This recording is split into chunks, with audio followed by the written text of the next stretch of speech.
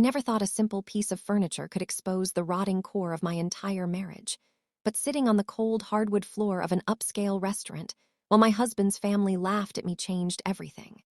There I was, wearing a dress I could barely afford, looking up at my mother-in-law, Eleanor, who had just instructed the waiter to remove my chair because, in her words, only those who actually contribute to the family legacy deserve a seat at the table.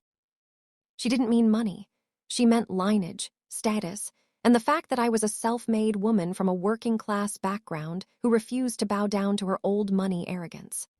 My husband, Julian, just sat there, swirling his expensive wine, refusing to meet my eyes, completely spineless as his mother publicly humiliated me in front of 12 of their high society friends. But what Eleanor didn't know, what none of them knew, was that the Michelin-starred restaurant we were dining in didn't belong to some distant corporation, and the celebrity chef running the kitchen wasn't just some unreachable culinary icon. If you were put in my shoes, subjected to the ultimate public disrespect by the people who were supposed to be your family, would you have swallowed your pride and walked away, or would you have stayed to watch them burn? To understand how I ended up sitting on the floor of the most exclusive dining room in the city, you have to understand the dynamic between Julian, Eleanor, and me from the very beginning. Julian and I met in college, and back then, he seemed entirely different from his family. He was charming, attentive, and appeared to reject the stuffy, aristocratic lifestyle his mother championed. Eleanor, a woman who measured human worth by the age of one's family trust fund and the pedigree of one's ancestors, made her disapproval clear from the moment we were introduced. I remember our very first dinner at her sprawling estate. She spent the entire evening asking me thinly veiled questions about my parents' occupations, visibly wincing when I proudly told her my dad was a retired construction worker and my mom was a public school nurse. To Eleanor, I was a stray cat her son had brought home, a temporary phase he would eventually outgrow. When Julian defied her and proposed to me anyway, I thought it was a beautiful act of love and independence. I truly believed he was choosing me over his family's toxic elitism, but as the years went on, the reality of our marriage began to paint a vastly different, much darker picture. Once the initial romance wore off and the reality of everyday life set in, Julian's backbone seemed to dissolve entirely. He went to work for his family's real estate firm, and with that financial dependence came a complete regression into his mother's orbit. Eleanor didn't stop her psychological warfare after the wedding. She just shifted her tactics. She would host family gatherings and conveniently forget to invite me, or she would invite me and spend the entire night making passive-aggressive comments about my wardrobe, my speech, and my career. I worked as a corporate strategy consultant, a job I had fought tooth and nail to secure, earning an incredibly respectable income entirely on my own merits. But to Eleanor, if you weren't inheriting wealth or managing a foundation named after your great-grandfather, your work was nothing more than cute little hobbies. Julian never defended me. Whenever I expressed my hurt or anger after these family dinners, he would sigh, roll his eyes, and tell me I was being overly sensitive or that his mother was just from a different generation, and that I needed to stop making everything a conflict. I started to realize that Julian hadn't broken free from his mother at all. He was just a puppet, and she still held all the strings. The tension reached a boiling point when Eleanor decided to host a massive celebration for her 65th birthday. This wasn't going to be a backyard barbecue. It was a black-tie, ultra-exclusive dinner at El Adel, a newly minted 3-Michelin-star restaurant that had a 6-month waiting list for regular reservations. Eleanor had pulled strings, called in favors, and spent a small fortune to book their private dining room for her inner circle, aiming to solidify her status as the reigning matriarch of her social group. For weeks leading up to the event, she dropped hints about how important this night was, ensuring everyone knew that only the elite would be attending.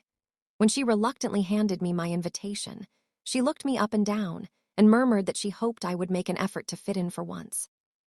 I spent hours finding the perfect dress, getting my hair done, and mentally preparing myself to endure whatever insults she threw my way. I told myself I was doing this for Julian, to show solidarity, and to prove to Eleanor that I couldn't be easily broken. When we arrived at El Adel, The atmosphere was thick with pretension. Eleanor's friends, a collection of wealthy socialites, old money executives, and local politicians, were already mingling, sipping vintage champagne and whispering among themselves. I smiled politely, tried to engage in conversation, and introduced myself, but I was met with cold shoulders and polite, dismissive nods. Eleanor was in her element, holding court at the head of the massive, beautifully set mahogany table. When the staff announced that dinner was about to be served, everyone began taking their seats according to the elaborate place cards Eleanor had arranged. I searched for my name and finally found it near the very end of the table, flanked by two of Eleanor's most judgmental friends. But as I approached my designated spot, I noticed something bizarre. Everyone else had a plush, high-backed velvet chair. My spot was entirely empty.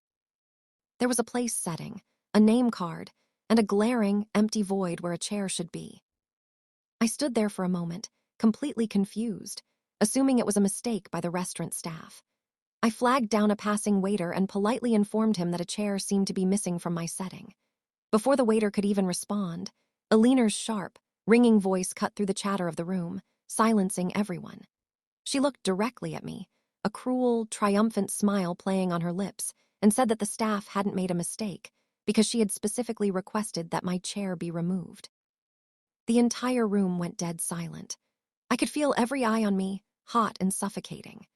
Eleanor leaned forward, adjusting her diamond necklace, and loudly explained to the entire table that since I spent so much time reminding everyone how independent, grounded, and down-to-earth I was, she figured I wouldn't mind experiencing dinner from a more humble perspective. She added that this was a dinner celebrating legacy, achievement, and true refinement, and since I brought none of those things to the family, she didn't see why I should occupy a seat meant for someone who did. She suggested, with a mocking laugh, that I could either stand for the next 4 hours or take a seat on the floor where my kind belonged. My blood ran cold. The sheer malice in her voice was breathtaking, but what broke my heart completely was looking over at Julian. I expected him to jump up, to scream at his mother, to pull his own chair out and give it to me, or to grab my hand and walk out of that restaurant forever. Instead, he looked down at his plate, his face flushing red, utterly paralyzed by fear of his mother's wrath. He didn't say a single word. He didn't even look at me. The rest of the table began to snicker, covering their mouths with silk napkins, enjoying the cruel theater Eleanor had orchestrated. The humiliation was heavy, a suffocating weight pressing down on my chest. I felt tears stinging the corners of my eyes, and my first instinct was to run, to flee into the night and cry in the back of a cab. But as I looked at Eleanor's smug face, a sudden, fierce wave of clarity washed over me. I realized that if I ran away, she would win. She would tell everyone I couldn't handle the pressure, that I was weak, and that she had successfully driven me out. So, instead of fleeing, I did something no one expected. I looked Eleanor dead in the eye, smoothed down my dress, and deliberately sat down directly on the hard, polished floor, crossing my legs, refusing to give her the satisfaction of seeing me break. So that's the horrific situation I found myself in, sitting on the floor of a 3-Michelin-star restaurant while my husband and his family laughed at my expense. I had to make a choice between letting them ruin me or finding a way to turn the tables completely. Before I tell you the absolutely mind-blowing thing that happened next, I want you to pause right now and comment below what you would have done in my shoes. Would you have walked out immediately, or would you have stayed and endured it like I did? As I sat there on the floor, the whispers around the table grew louder, and Eleanor looked absolutely thrilled with herself, thinking she had delivered the ultimate blow to my dignity. The waiters began serving the first course, moving around me awkwardly, clearly uncomfortable with the bizarre and abusive dynamic playing out in the private dining room. But what Eleanor, Julian, and their snobbish guests didn't know was that I had a secret. 2 years prior, when L-Adel was just a struggling, ambitious concept trying to secure its first round of major funding, the head chef and owner, Marcus, had approached the consulting firm where I worked. He was a brilliant culinary genius, but he lacked the business acumen and capital to get the restaurant off the ground. My firm had passed on the project, calling it too risky, but I saw something extraordinary in Marcus's vision. I believed in him so much that I chose to invest my own personal life savings into his dream, taking a silent 40% ownership stake in the restaurant and handling all of his high-level business strategy behind the scenes. To protect the restaurant's exclusive reputation, my involvement was kept strictly confidential. On paper, and in the public eye, Marcus was the sole face of the brand. I had never brought Julian or his family here because I wanted to keep my professional successes separate from their toxic drama. Alina had spent months bragging about pulling strings to get a table at El Adel, completely oblivious to the fact that she was dining in an establishment built on my money and my business strategy. About 15 minutes into the dinner, the heavy oak doors of the private dining room swung open, and Chef Marcus walked in, dressed in his immaculate white chef's whites. It was customary for him to personally greet high-profile parties, and Alina instantly perked up, preening like a peacock, ready to show off her connection to the famous chef in front of her friends. She stood up, extending a hand, loudly proclaiming how magnificent the first course was and thanking him for hosting her prestigious event. Marcus, always polite, smiled and shook her hand, but as his eyes scanned the room, they suddenly dropped to the floor, landing directly on me. I was sitting there, holding a small plate on my lap, looking up at him with a calm, knowing expression. Marcus froze. The polite smile instantly vanished from his face, replaced by absolute shock and immediate fury. He looked at me, then at the empty space at the table, then at Alina, instantly putting the pieces of the puzzle together. Before Alina could utter another word of praise, Marcus completely ignored her, bypassed the head of the table, and walked straight over to where I was sitting on the floor. He dropped to his knees right there in front of everyone, his face filled with genuine concern and anger. He asked me what on earth was going on and why I was sitting on the floor of his restaurant. The entire room went dead silent, the clinking of silverware stopping instantly. Alina cleared her throat loudly, stepping forward, and sniffed, telling Marcus that he shouldn't concern himself with the help, claiming I was just a minor guest who didn't fit the evening's requirements. Marcus stood up slowly, turning to face Alina, and the sheer intensity of his gaze made her stumble back a step. He looked her dead in the eye and asked her who she thought she was talking to. He then raised his voice so that every single person in the room, and the staff standing by the doors, could hear him perfectly. He announced to the entire room that I wasn't the help, nor was I just some minor guest. He looked at Alina and said, "This woman is the entire reason this restaurant exists. She is my business partner, the majority financial investor, and the absolute boss of this entire establishment. If she is sitting on the floor, it means this entire dinner party is officially over."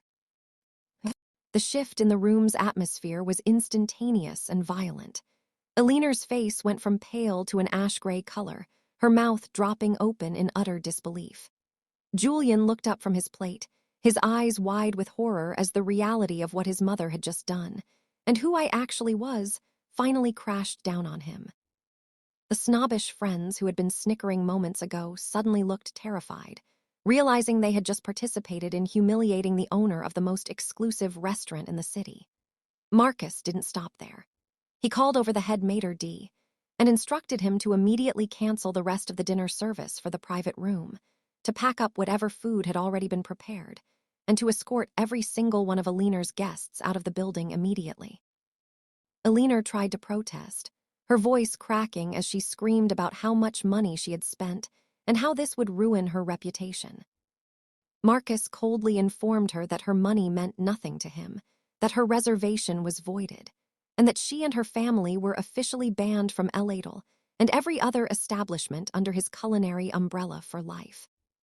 I stood up from the floor, brushing off my dress, feeling an incredible, overwhelming sense of liberation. Julian finally found his voice, scrambling out of his chair, rushing toward me, grabbing my arm and begging me to stop this, saying it was all a big misunderstanding and that we needed to talk. I looked down at his hand on my arm, the hand of the man who had promised to love and protect me, but who had chosen to watch me be humiliated just to appease his abusive mother. I calmly but firmly pulled my arm away from his grip. I looked him straight in the eyes and told him that there was nothing left to talk about. I told him that he could stay with his mother since he clearly valued her chair more than he valued his wife.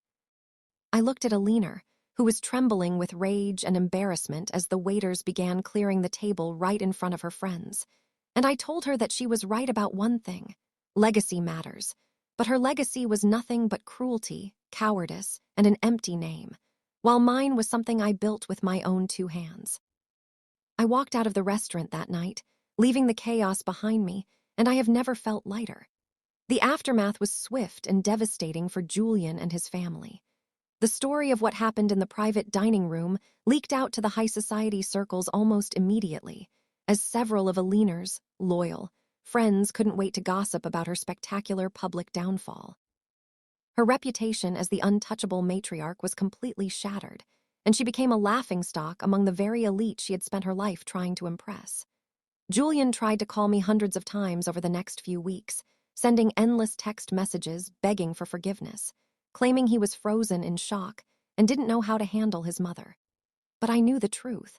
He was a coward who would always choose his family's money and status over me. I hired the best divorce attorney I could find and filed for divorce the very next week. Because our marriage was relatively short, and I had kept my restaurant investment entirely separate as premarital asset growth under my corporate umbrella, he didn't get a single penny of my wealth. In fact, during the asset division, his family's firm had to settle several outstanding debts, further denting their precious financial standing. Looking back on that night, sitting on the cold floor of Eladel was the best thing that ever happened to me. It was the moment the illusion of my marriage was completely stripped away, forcing me to see the people around me for who they truly were. It taught me that self-worth isn't something given to you by a title, a chair, or a mother-in-law's approval. It is something you carry within yourself, built on your own strength, resilience, and achievements. I chose to stand up for myself when no one else would, and in doing so, I reclaimed my life, my dignity, and my future. If there is one moral to take away from my story, it's that you should never let anyone make you feel small just because they need to feel big, because you never know when the person they are trying to push down is actually the one running the entire show. Thank you so much for listening to my story. If you were on my side and think I did the right thing by kicking them out and walking away from my marriage, please hit that like button right now. Don't forget to subscribe to the channel for more shocking and empowering stories just like this one, and definitely head down to the comments section to share your final thoughts on this whole mess. I want to read what you think about Julian's cowardice and Alina's ultimate karma. I'll see you all in the next story.